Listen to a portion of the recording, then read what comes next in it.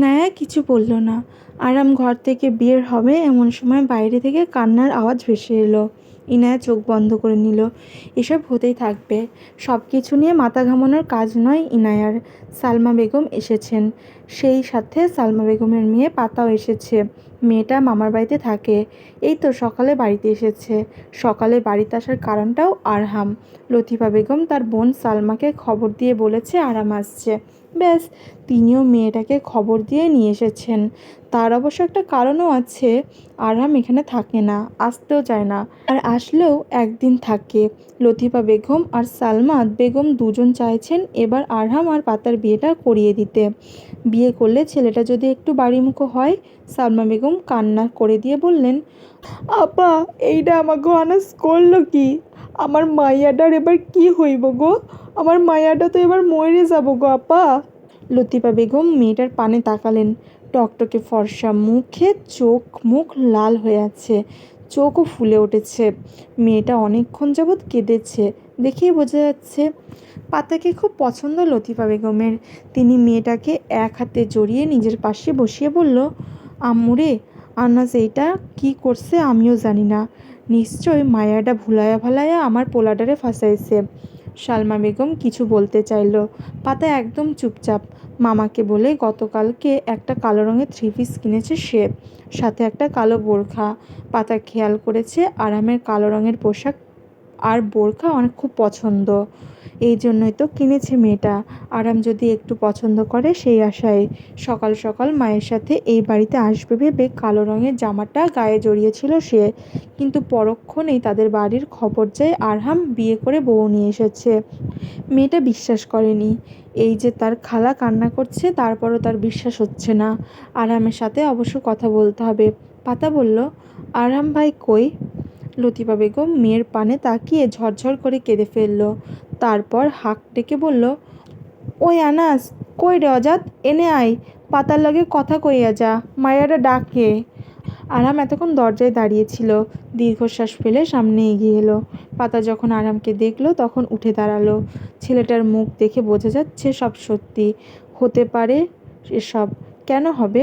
পাতা ধীরে ধীরে জিজ্ঞেস করলো, আনাস ভাই, তুমি সত্যি বিয়ে করেছো? আরহাম চুপ রইল, তারপর হেঁটে উঠান পেরিয়ে সামনে এগিয়ে গেল। পাতা পেছন পেছন এগিয়ে গেল। আনাস ভাই। আরহাম মোটর বাইকটা উপরে উঠে বসলো, তারপর পাতার দিকে তাকিয়ে বলল, ওঠ। পাতা বোঝেনি ছেলেটার কথা। মেয়েটা পুনরায় জিজ্ঞেস করলো, জি। বললাম উঠে বস। উঠে কি করব? এত প্রশ্ন তোকে করতে বলেছি? মেয়েটা দুই দিকে মাথা নাড়ালো, অর্থাৎ তাকে বলা হয়নি। পাতা উঠে বসলো, নিজ দায়িত্বে ধরেও বসলো। আরহাম বলল, মাথায় ঠিকভাবে কাপড় দিয়ে বস। মেয়েটা শুনেছে ছেলেটার কথা। আরহাম গাড়ি চালিয়ে আমবাগানের সামনে গিয়ে দাঁড়ালো, তারপর মেয়েটাকে নামতে বলল।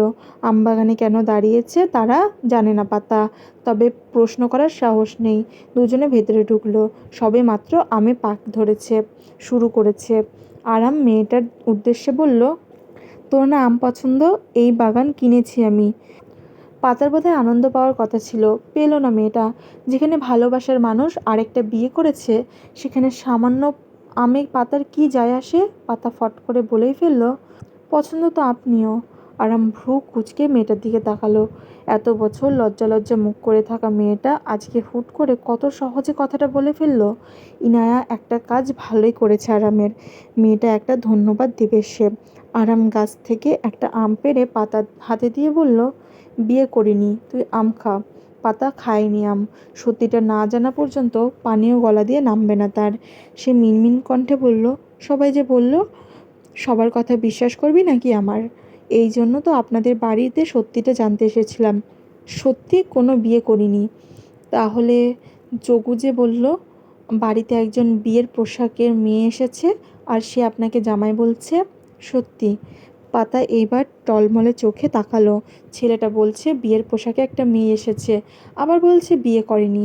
ছেলেটা তার সাথে মজা করছে। পাতা হাতের আমটা আরামের হাতে দিয়ে বলল, আপনার আম আমি খাবো না আনাস ভাই, বাড়িতে গিয়ে ভাবিকে দিয়েন, আমি নিজেই যেতে পারবো। গেলাম। পাতা হাঁটা ধরল। আরাম এইবার হাতের সাহায্যে আম ছিলতে শুরু করলো। মেয়েটা হেঁটে এগোচ্ছে। আরাম বলল, মেয়েটার নাম ইনায়া নাওয়ার, আমার ডিপার্টমেন্টের সিনিয়রের মেয়ে। ইনায়ার বোন ছিল ইনায়ার প্রাণ। সেই মেয়েটা মারা গিয়েছে। ইনায়ার বাবা আমাকে মেয়ের কেস থেকে বাদ দিয়েছে, কিন্তু ইনায়া চায় আমি কেসটা হ্যান্ডেল করি। গতকালকে মেয়েটার বিয়ে ছিল, বিয়ে বাড়ি থেকে পালিয়েছে। কেন এসেছে এখনও জানি না। নিশ্চয়ই কোনো কারণ আছে, আবার এমনও হতে পারে যে বিপদে পড়েছে। মানুষকে সাহায্য করা আমাদের দায়িত্ব, এটা তো তুই আমাকে বলিস। মেয়েটা কি চাইছে আগে জানি, তারপর না হয় রাজশাহীতে আমি নিজে পৌঁছে দিয়ে আসবো। ইনায়া নেওয়ার আমার বউ না। আমি কোনো বিয়ে টিয়ে করিনি। পাতা অনেকক্ষণ আগে থেমে গিয়েছে। আরাম এত কথা বলে না। পাতার বেলায় সব কিছু উল্টো। পাতা ওখানে দাঁড়িয়ে খুশিতে পানি ছেড়ে দিয়েছে। ছেলেটা মেয়েটার চোখে পানি দেখে বিরক্ত হলো। সকাল থেকে কেঁদেছে কষ্টে, আর এখন কাঁদছে আনন্দে। মেয়েটা শুধু ফ্যাচ ফ্যাচ করে কাঁদে। আরাম মেয়েটার চোখে পানি মুছিয়ে দিয়ে রসালো আম মেয়েটার মুখে দিয়ে বলল, নে আম খা, কান্নাকাটি থামা। ইনায়া নেওয়ার আমার একটা কাজে অন্তত ভালো করেছে। কেউ একজন আমাকে পছন্দ করে এটা স্বীকার করেছে। বাইরে হইচই পড়েছে। গ্রামের প্রচলিত রীতি, কোনো বাড়িতে কেউ মারা গেলে বা বিয়ে করলে দলে দলে বউ দেখতে আসে। আজকেও তার ব্যতিক্রম হয়নি। মহিলারা সকাল সকাল রান্না শেষ করে আনাজদের বাড়িতে হামলা চালিয়েছে। হইচই শুনে ইনায়ার ঘুম ভেঙে গেল। আরহাম বাড়িতে ফিরল সবেমাত্র। পাতার মন এখন খুব ভালো। আরহামের বোন আহি ইনায়ার দরজায় নক করে বলল, ভাবি বাইরে আয়েন, আম্মা আপনারে ডাকে। গ্রামের হকগুলো আইসে নতুন বউ দেখবার লাইগ্গা, বাইরে আইয়েন। আরহাম দ্রুত মানুষের ভিড় ঠেলে দরজা খুলে ভেতরে গেল। গিয়ে দেখল ইনায়া এখনও একই অবস্থায় শুয়ে আছে।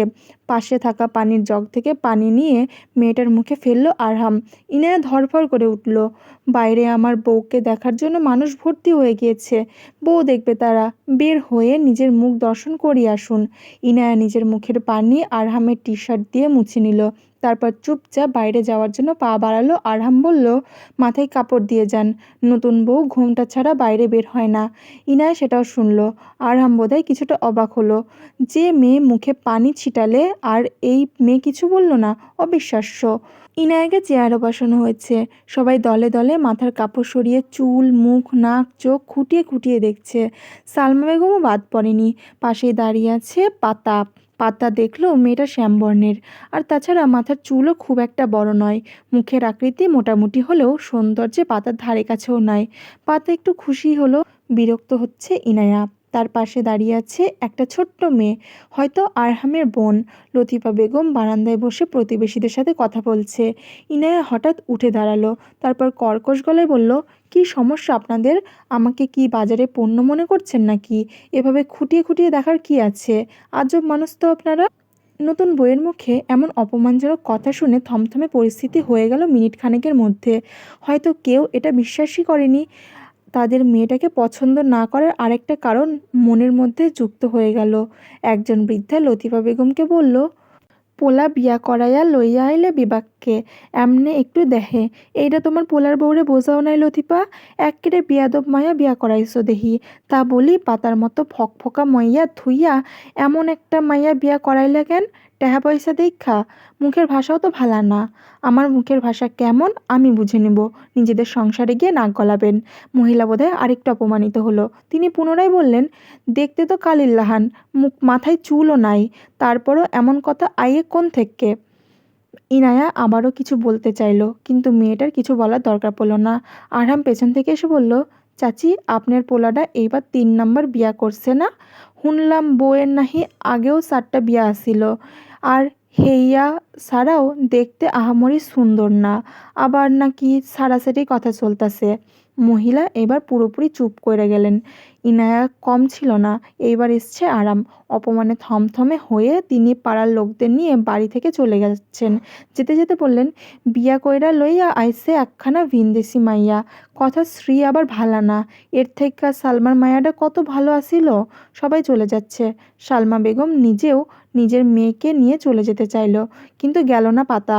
সে ইনায়াকে হঠাৎ জড়িয়ে ধরে খুশি হয়ে বলল, ভাবি আমার নাম পাতা, আমি আপনার জামাইয়ের খালাতো বোন।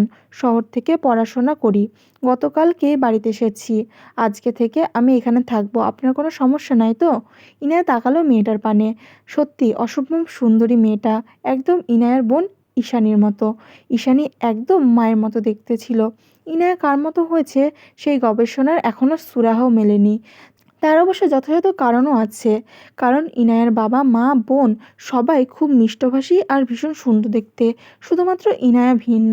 ভিন্ন বলতে মেয়েটা দেখতে একেবারে খারাপ বিষয় এটা না। তবে এদের মতো মিষ্টভাষী একদমই নয়। ইনায়া বুঝল এই মেয়েটা সেই মেয়ে যার সাথে আরামের বিয়ে হওয়ার কথা ছিল। তার মানে এই মেয়ের কোনোভাবেই এত ভালো ব্যবহার করার কথা নয়। তাহলে নিশ্চয়ই মতলব আছে। তাতে ইনিয়ার কে? মেয়েটা বলল, আপনি আপনার খালা বাড়িতে থাকবেন নাকি চলে যাবেন এটা একান্তই আপনার ইচ্ছা। আমার অনুমতি কেন চাইছেন? সরল মনে কথাটা বলছিল মেয়েটা, কিন্তু সরল মনে নিল না পাতা। আর পাতার মা সালমা বেগম, তিনি মেয়েটাকে বলল, এখানে থাকতে হবে না, চল বাড়িতে। লতিফা বেগম আটকে দিয়েছেন। পাতার যতদিন ইচ্ছে করে থাকবে এখানে। পাতা আরহামের দিকে তাকালো। আরহাম কিছু বলছে না। আমি ভেতরে যাচ্ছি। এই তো চলে যাচ্ছে ইনায়া। আহি ভাবির পিছু নিল। আহি গল্প করার মানুষ পেলেই তার সাথে কথা বলার জন্য উদগ্রীব হয়ে পড়ে। তার তো শুনে ভালো লাগছে যে ভাইয়া একজন গল্প করার সঙ্গী এনে দিয়েছে। দেখেন যায়া দেখেন, আমনের বইয়ের ব্যবহার দেখেন।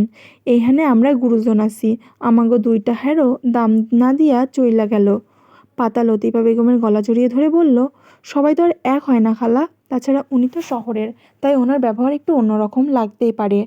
কোনো চিন্তা করো না, সব ঠিক হয়ে যাবে। এই তুই এই মায়ের পক্ষে নেস কেন? নিব না ভাবে হয়তো আমার। সালমা বেগম মেয়ের কথার উপর রেগে গেলেন।